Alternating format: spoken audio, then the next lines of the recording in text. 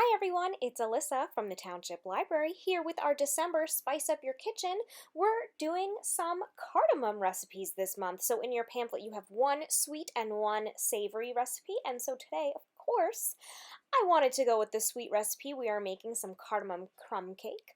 Cardamom actually usually comes in a pod, but we have the ground version here. Cardamom is strong, almost has a lemony profile, but it's also flowery and warm. All of these things rolled up into one. It is absolutely delicious. It is one of my favorite spices, especially to add to a cake. So we're going to get started with our recipe today. I hope you like it as much as I do. We're going to start with some flour, salt, and baking powder right on into our bowl. And then I'm also going to grab some granulated sugar. And of course, our star is a whole tablespoon of cardamom, and you will be able to smell it as you are mixing immediately how fragrant and beautiful it is. And it just adds something very special to the flavor of a cake.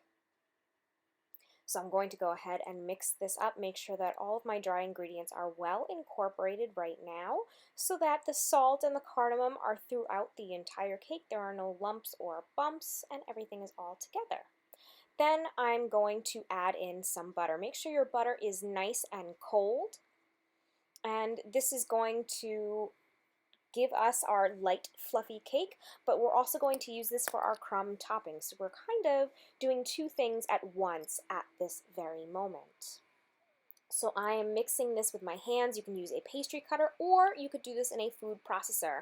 You want to make sure your hands are not warm. You want to keep that butter cold, and we're looking for something that looks kind of like damp sand. I am then putting 1 cup of this into reserve. We're going to use that for our crumb topping, and the rest of it will be our cake batter. There we go. Just put 1 cup over to the side. Next, we need our wet ingredients. I have 2 eggs here.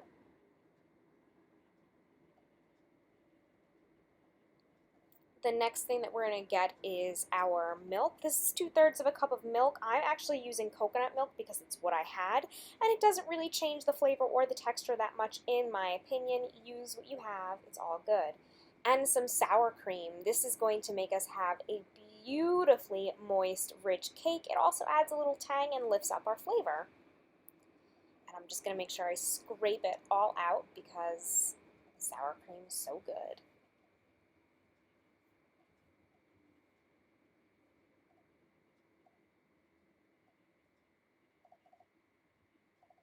Gotten all of it, and the next thing that we need is some vanilla. The vanilla is going to work with our cardamom flavor. It's a great base flavor for our cake, and it's not really going to taste super vanilla-y, but we want to use a nice quality vanilla extract here.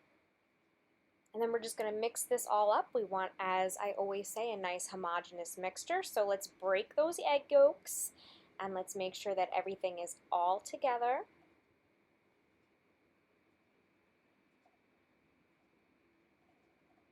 I'm going to now add my wet ingredients into my dry ingredients, and I'm going to just fold it on in. We want this to be just incorporated enough that there are no dry flour spots. Make sure you're really folding down into the bottom. We don't want to overmix because then our gluten overdevelops and your cake will become tough and it won't be springy and delicious. So it's just incorporated. Some lumps are okay. They'll cook out on their own.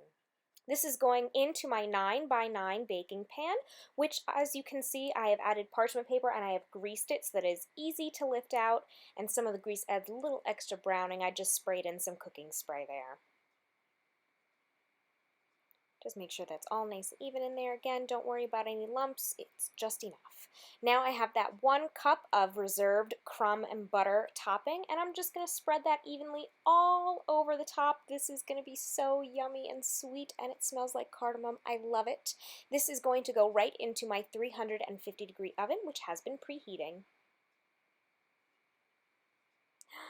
And it's done. Look at that cardamom. You're a star. This is a heavy cake. This is heavy, and it smells amazing in my house. It smells buttery, it smells like cardamom, it smells like vanilla, And this cake is so good. I always love to put a little bit of cardamom into my vanilla cake, like I said, but this is something that's totally special all on its own. It is buttery, it is rich, and it is hefty. I hope that you give this cake a try. Let me know if you love it as much as I did. It is delicious. Have fun with cardamom and see what other recipes you try and explore. Enjoy!